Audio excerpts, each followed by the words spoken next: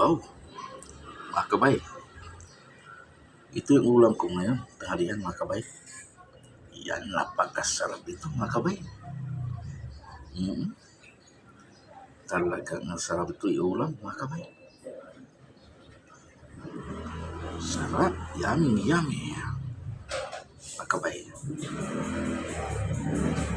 Saka masarap dito mga kabay sa yung nag-inuman, pulutan, talagang ito yung pinupulutan nila. Kung inom sila ng mga hard na inom, talagang yummy mga kabayo. Nakita natin kung gaano kasarap, saka sa sabaw pa lang talagang mapagtulaway ka talaga mga kabayo.